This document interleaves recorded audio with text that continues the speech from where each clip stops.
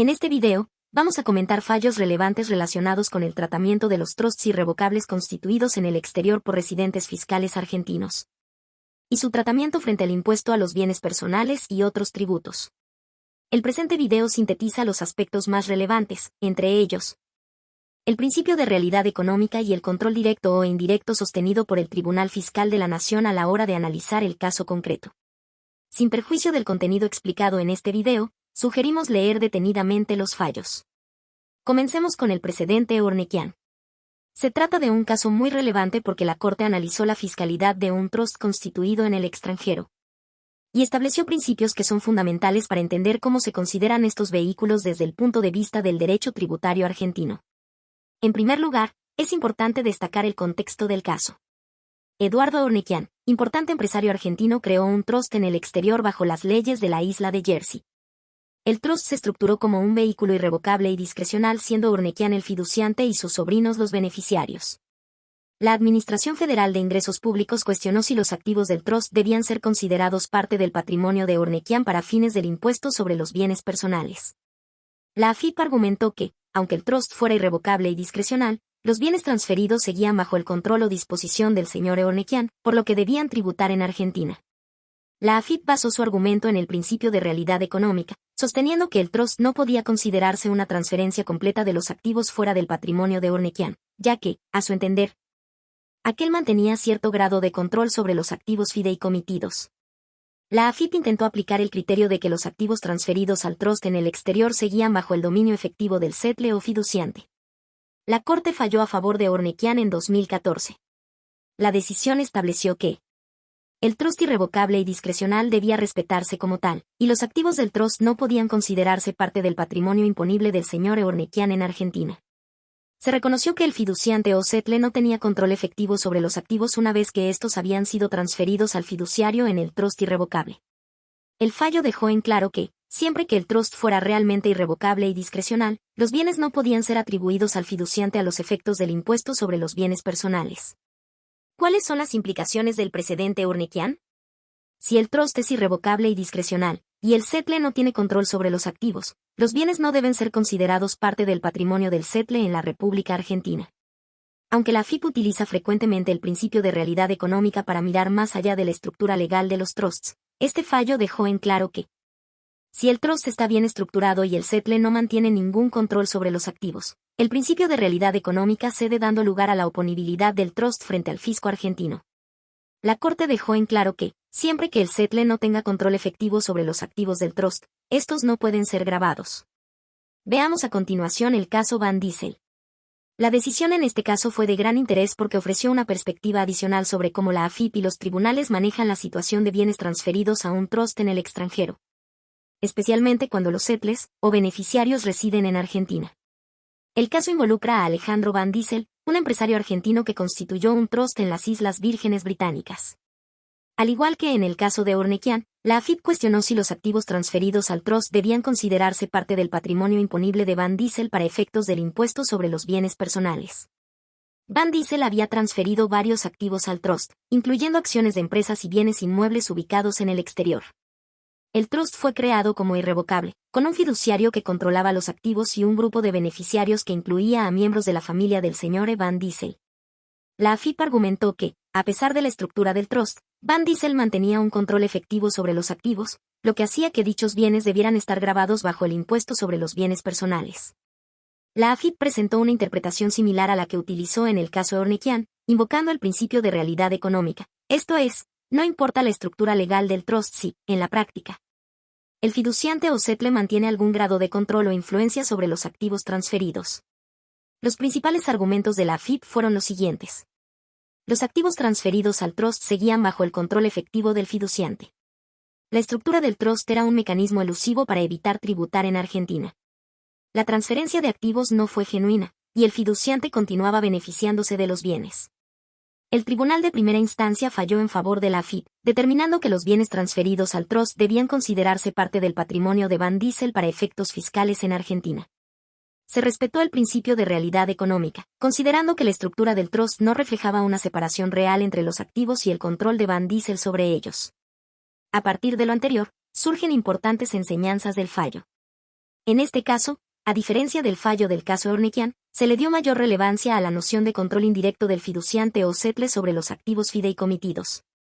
Aunque el trust era técnicamente irrevocable, el hecho de que Van Dissel pudiera influir en las decisiones del fiduciario llevó a que los activos se consideraran parte de su patrimonio para fines fiscales. El tribunal subrayó lo siguiente: en situaciones donde los settles o los beneficiarios tienen la posibilidad de ejercer algún grado de control, aunque sea indirecto, los activos pueden ser gravados en Argentina. Este criterio estricto deja un claro mensaje de que no solo la forma jurídica importa, sino también la realidad económica y el comportamiento práctico. En conclusión, la AFIP y los tribunales aplican el principio de realidad económica.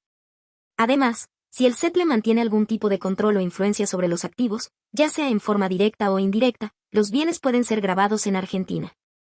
La doctrina del precedente Van Dissel refleja la importancia de la transparencia y el cuidado en la estructuración de trusts en el exterior, sobre todo para evitar que los bienes fideicomitidos sean considerados parte del patrimonio gravable en Argentina.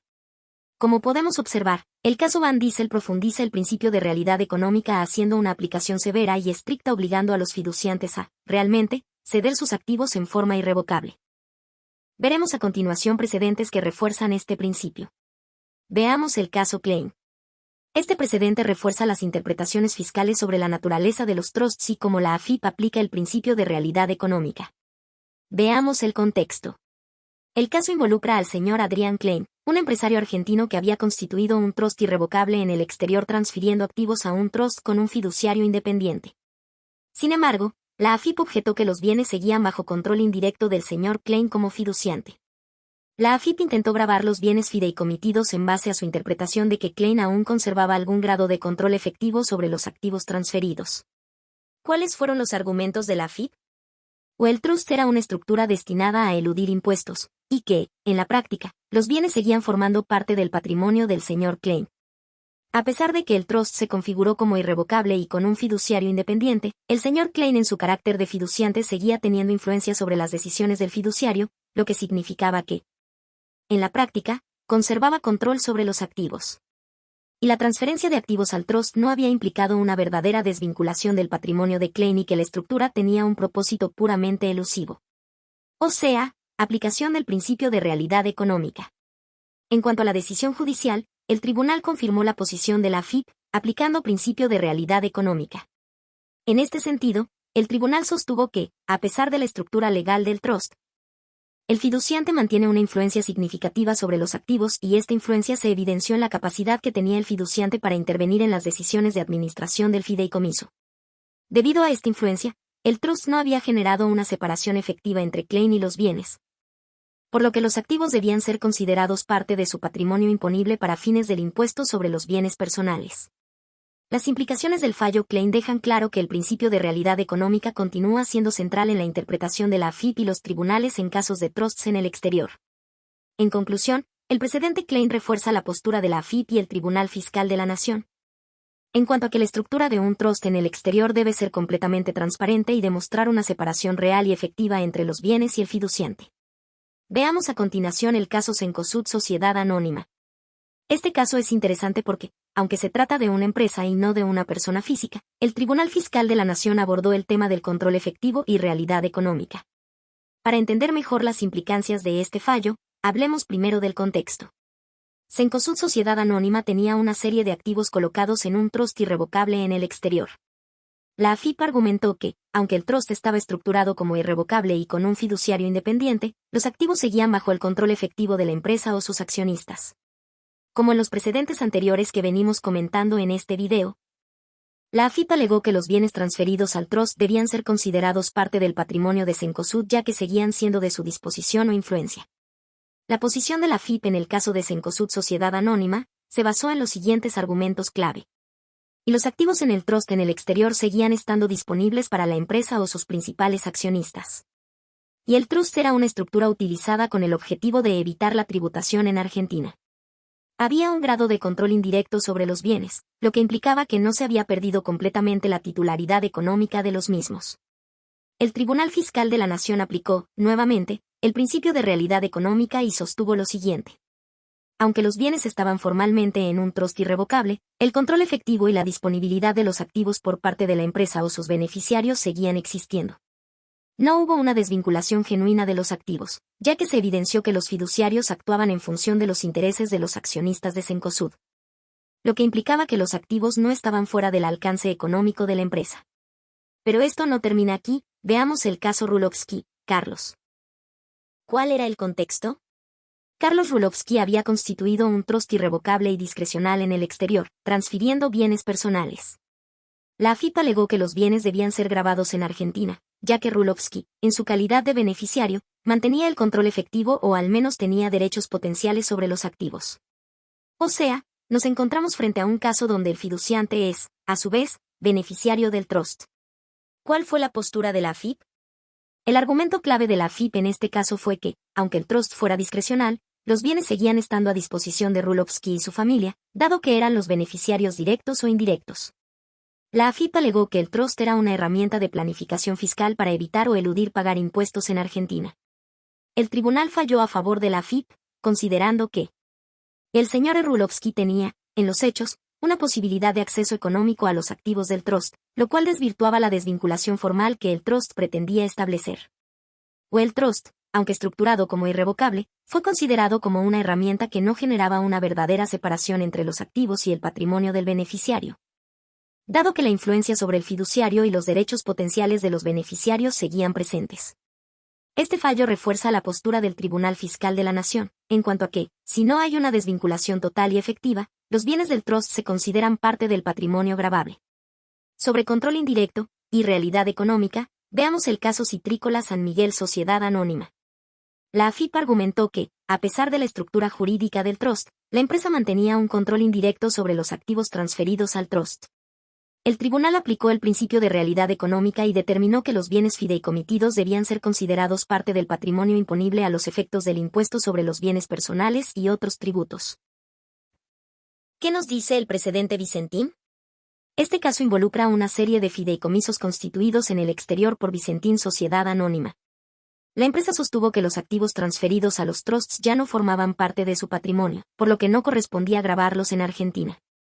La AFIP, sin embargo, argumentó que los bienes seguían bajo la disposición efectiva de la empresa. El tribunal aplicó el principio de realidad económica, concluyendo que la transferencia de bienes no era suficientemente desvinculante para evitar la tributación en Argentina. Veamos el caso Sadeco Sociedad Anónima. En este caso, una empresa había constituido un trust irrevocable para administrar ciertos bienes.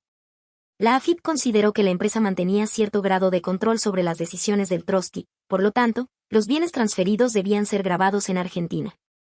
El tribunal falló a favor de la AFIP, aplicando nuevamente el principio de realidad económica, concluyendo que el trust no implicaba una desvinculación efectiva de los activos.